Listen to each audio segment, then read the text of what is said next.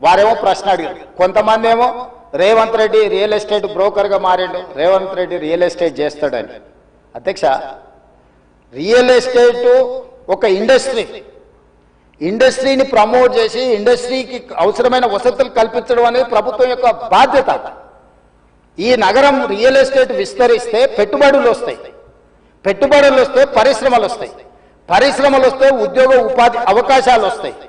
ఈరోజు ఎకానమీని మనం పెంచుకోవాలంటే, ఆర్థిక వ్యవస్థ బలోపేతం కావాలంటే, ఆ రోజు కూడా ఇట్లనే మాట్లాడిన డాక్టర్ వైఎస్ రాజశేఖర రెడ్డి గారు, అంతకంటే ముందు నేదురుమల్లి జనార్దన్ రెడ్డి గారు హైటెక్ సిటీకి మొట్టమొదటిసారి ఫౌండేషన్ స్టోన్ వేసినప్పుడు పి జనార్దన్ రెడ్డి గారు పట్టుబట్టి మొట్టమొదట ఫౌండేషన్ స్టోన్ పడ్డది పి జనార్దన్ రెడ్డి గారు ఎమ్మెల్యేగా ఉన్నప్పుడు, నేదురుమల్లి జనార్దన్ రెడ్డి ముఖ్యమంత్రి ఉన్నప్పుడు పివి నరసింహారావు గారు వచ్చి మొదట హైటెక్ సిటీకి శిలాఫలకం వేసింది వాళ్ళు. తర్వాత ఆగిపోయింది. ఆ తర్వాత చంద్రబాబు నాయుడు గారు వచ్చిన తర్వాత మళ్ళీ చంద్రబాబు నాయుడు గారు, అటల్ బిహారీ వాజ్పేయి గారు వచ్చి హైటెక్ సిటీ నిర్మాణం చేశారు. ఆ రోజు కూడా ఇదే ఆరోపణలు చేశారు. అధ్యక్ష, ప్రభుత్వం రియల్ ఎస్టేట్ వ్యాపారం చేస్తుందా, ప్రభుత్వానికి ఏం పని ఉంది అని. కానీ ఇలా విస్తరించిన నగరం ఎక్కడొచ్చింది అధ్యక్ష? సైబరాబాద్ అని గొప్పగా ఎందుకు చెప్పుకుంటున్నాం? ఐటీ కంపెనీలు, ఫార్మా కంపెనీలు, global capability centres, data centres, ఇవన్నీ ఎక్కడి నుంచి వచ్చినాయి అధ్యక్ష? ఈరోజు ఫైనాన్షియల్ డిస్ట్రిక్ట్, నాలెడ్జ్ పార్క్లో ఎన్ని లక్షల మందికి ఉద్యోగాలు వచ్చినాయి అధ్యక్ష? ఈరోజు విస్తరించే నగరం అర్బనైజేషన్ అవుతుందో నివసిస్తున్నారు అధ్యక్ష. ఈరోజు ప్రపంచం అంతా పట్టణాల వైపు వేగంగా విస్తరణ జరుగుతుంది. దానికి తగ్గట్టుగా మనం నగరాలను అభివృద్ధి చేసుకోవాలి. అందులో భాగంగానే ఈరోజు వికసిత్ భారత్ ప్రణాళిక ఏంది? ఈరోజు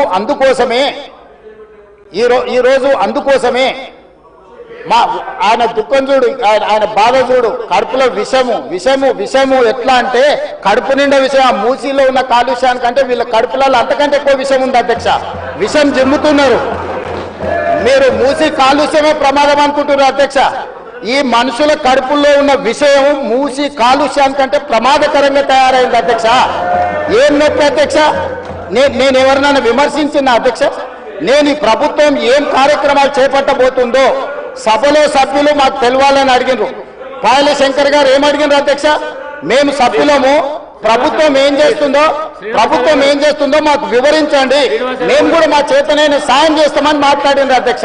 నేను వివరాలు చెప్పే ప్రయత్నం చేస్తే విషయం ఎందుకు కక్కుతున్నారు అధ్యక్ష? ఈరోజు క్వశ్చన్ అవర్లో సప్లిమెంటరీ క్వశ్చన్స్ 2 ఉంటాయి. 10 క్వశ్చన్స్ ఉండవు, 10 మందికి ఇయ్యరు. స్పీకర్ గారు అలౌ చేశారు, స్పీకర్ గారు నాకు అనుమతించారు వివరించమని. స్పీకర్ గారి అధ్యక్ష వాళ్ళ ప్రాధాన్యత ఏందో మీకు అర్థమైంది కదా అధ్యక్ష? ఈ చర్చ జరగవద్దు, ఈ నిజాలు ప్రజలకు తెలియవద్దు. విషం కడుపు నిండా విషం. మీరు కళ్ళు చూడండి అధ్యక్ష, అసలు వాళ్ళ కళ్ళలో చూడండి. వాళ్ళ కళ్ళెక్కిన ఓలే శక్తి ఉంటే ఆ విషపు కళ్ళతో చూస్తే మొత్తం కాలి బూడిదైపోయేటట్టు చూస్తున్నారు అధ్యక్ష. కప్పిపుచ్చుకోవడానికి అద్దాలు పెట్టుకుంటున్నారు అధ్యక్ష. అద్దాలు పెట్టుకున్నా మీ విషపు చూపులు ప్రజలకు అర్థమవుతాయి. అందుకోసమని నా మాట ఒక్కటే అధ్యక్ష,